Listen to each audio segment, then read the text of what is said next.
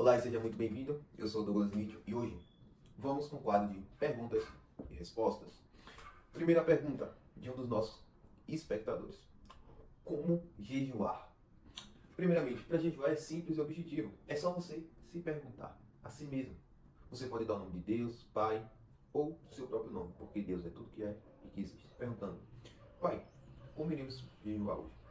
Eu faço dessa forma, eu pergunto: Pai, qual é o jejum que iremos fazer hoje? E qual a recompensa teremos que ter? Por quê? Porque o seu cérebro gosta de recompensa. E quando você faz algo com a recompensa, o seu cérebro faz aquilo, porque ele já espera a recompensa. Então você tem que saber o jejum e saber a recompensa, porque assim trabalha em ressonância. E assim você consegue fazer o jejum. Muitas pessoas falam assim: Mitchell, quando eu estou no jejum, eu entrego. Por que isso? Porque ela não sabe por que ela está jejuando. Então, o modo de jejum é você se perguntando a si mesmo, ou a Deus que está dentro de você. Você e Deus é um só. Segunda pergunta: Mitchell, como descobrir o arquétipo que eu estou vivenciando? Simples. O que é arquétipo? Vou explicar aqui porque talvez outra pessoa que está vendo esse vídeo não saiba. Arquétipo são símbolos, imagens mentais e energia. Então, em resumo, arquétipo é aquilo que você está vivenciando. Exemplo, você já viu aquelas pessoas que têm um apelido assim, ó, de pato? Ou até mesmo aquelas que têm apelido de tartaruga? A pessoa que tem um arquétipo de tartaruga, você já viu como ela anda? Ela anda de forma lenta, ela é lenta na vida. Então, os arquétipos, literalmente, é aquilo que a gente está vivenciando. Para saber como é o seu arquétipo, é só se perguntar essas três perguntinhas. Primeira, qual arquétipo eu estou vivenciando hoje? E fica em silêncio. A resposta virá. Segundo, qual os meus resultados na vida? E fica em silêncio. Porque os seus resultados de o arquétipo que você está vivendo. E terceira perguntinha, qual animal eu estou vivenciando? Porque os arquétipos também são animais. Você já viu aquelas empresas que tem um símbolo da águia? A águia representa o quê? Foco, transformação, está sempre nas alturas. Empresas de grande porte sempre usam o símbolo da águia. Representa isso, representa a liberdade. Então se pergunte essas três perguntas e você saberá qual o seu arquétipo você está pensando. Vamos lá. Terceira perguntinha. Eu posso imaginar para os meus filhos? Sim, você pode. É como uma história que eu já contei uma certa vez. Eu trabalhava como vendedor em uma loja de terno. Eu gosto de ternos. E eu queria me dar essa experiência. Eu pedi ao Pai, que está dentro de mim e dentro de você, para que eu tivesse essa experiência. Então, uma mulher chamada Dona Raquel chegou até mim. Na verdade, até nós da equipe ali. Tinha duas mulheres, o gerente e eu. E chegou contando: Nossa, eu quero comprar uma cama, mas ela custa 5 mil reais. Presta atenção nessa história, para você ver o poder de imaginar para outra pessoa. Ela falou assim: Nossa, eu quero essa cama, mas isso custa 5 mil reais. Mas eu quero. Ela ficou uma briga entre si, ela, entre si mesma. Eu quero essa cama, mas custa 5 mil reais. Mas eu quero essa cama. Eu preciso. Foi muito engraçado. E o que eu fiz, eu sabendo do poder da imaginação, eu literalmente subi pro segundo andar da loja e criei uma cena mental, o inverso daquilo. Qual era o inverso? Ela chegando até nós e contando o seu testemunho. Que ela literalmente tinha adquirido a casa, ou a casa, perdão, a cama de 5 mil reais. E adivinha? 2 semanas depois, na verdade foi menos, eu não lembro muito, mas foi nessa faixa de 1 a 2 semanas. Ela chegou contando seu testemunho, dizendo que tinha adquirido a cama. Chegou com o papel na mão e falando: Eu comprei a cama. Então eu imaginei para ela, mas ela não sabe disso, também não precisa saber. Então você pode imaginar para os seus filhos, para outra pessoa. Você pode criar. Se alguma pessoa chega até você contando algo que ela quer ter, mas não sabe como, crie uma cena mental, a pessoa te contando que adquiriu isso. E você verá o poder que você tem para criar para outras pessoas. E assim você vai passar a usar esse poder para si mesmo. Quarta perguntinha: como superar o medo? Essa é fácil. Uma vez o meu mentor Bob Proctor ele falou assim, ó, uma pessoa corajosa não é aquela que não tem medo. Uma pessoa corajosa não é aquela que tem medo, é aquela que enfrenta o medo. Então, a única maneira de você enfrentar o medo é literalmente enfrentando o medo. Exemplo, imagine que você está no avião agora e você vai pular de paraquedas.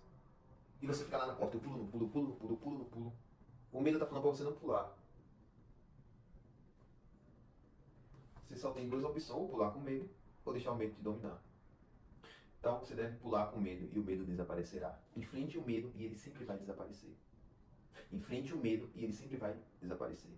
Enfrente o medo e ele sempre vai desaparecer. Quinta perguntinha. Como ser mais autoconfiante? É fácil. Primeiro, declarações positivas. Declare para si mesmo. Eu sou confiante, eu sou seguro. Eu sou benevolente. Comece a declarar coisas poderosas. Eu sou confiante, eu sou seguro. Eu sou benevolente. Segundo, use declaração divina. Como assim, Mitch? Eu vou dar exemplo. O Senhor disse assim, ó, diga ao fraco que eu sou forte. Comece a repetir essa declaração divina para si mesmo. Diga ao fraco que eu sou forte. E mais que isso, entenda o significado disso. Olha o que Deus disse. Diga ao fraco que eu sou forte. Deus fala em primeira pessoa. Ele não está dizendo para outra pessoa dizer que você é forte. Não, está dizendo, diga ao fraco que eu sou forte. É para você mesmo dizer que você é forte. Então, primeiro, diga a declaração. E segundo, diga a declaração divina. Terceiro, se coloque em situações desafiadoras. Se coloque em situações desafiadoras. Por quê? Porque o seu cérebro humano, ele tem uma funçãozinha chamada neuroplasticidade. Resumindo, é literalmente se transformar e se melhorar com o uso. É literalmente se reajustar e se configurar com o uso. Então, se você se coloca em novos desafios, você vai estar fortalecendo o seu cérebro a acreditar mais em si mesmo. Porque quando você se colocar em um desafio novo e for se colocar em outro desafio, seu cérebro vai falar o seguinte para você. Nossa, ele disse que ia fazer aquele desafio anterior e fez. Então vamos fazer isso, vamos enfrentar. Então para você ganhar mais autoconfiança, você tem que se colocar em novos desafios. Sexta pergunta. Como se curar? É fácil. Primeiro, torne-se consciente que você é a própria cura. Segundo, você tem que se tornar consciente da cura. Sétima pergunta. Por que Deus não me ouve? Por que Deus não te ouve? Essa é fácil de responder. Eu vou te contar a história do meu barbeiro que manifestou uma casa em 2 semanas. Na verdade, foi 3 dias. Por que eu digo que foi em 3 dias? Porque 2 semanas foi o tempo que ele levou para me contar. Porque ele queria me contar pessoalmente, ele me disse. Então, como é que ele manifestou a casa dele? Ele vivia há 3 meses pedindo a casa a Deus. E ele chegou até a mim assim, ó, estávamos cortando o cabelo, e ele falou, Mitchell, por que eu peço na casa a Deus, peço, já faz 3 meses, e parece que Deus não me ouve. Eu fui e falei com ele assim, presta atenção, aquele que pede, é como uma onda do mar. Uma hora acredita, uma hora duvida, uma hora acredita, uma hora duvida. Então você está fazendo isso como uma onda do mar, você acredita, duvida. Então qual é o segredo aqui por trás? É primeiro, entender 2 coisinhas simples e objetivas. Primeiro, a sua mente cria tudo na sua vida. Segundo, usar o código secreto de Jesus. Eu vou resumir a história para você.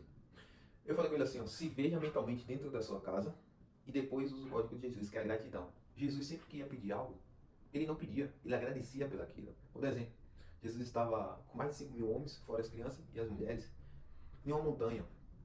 E as pessoas pararam e não tinha quase nada para comer, apenas alguns pães e alguns peixes. Então Jesus mandou que trouxesse, e trouxeram para ele. Quando ele pegou, ele levantou a cesta e ele falou assim, ó, Pai, multiplica esses pães agora. Não, ladies and gentlemen. Ele disse, Pai, obrigado porque tu me ouve, eu bem sei que sempre me ouvirá. E jorrou peixe e pão adoidado. A gratidão é um multiplicador e mostra a Deus que você já tem aquilo que você quer ter. Então Deus acelera isso. Foi o que ele fez.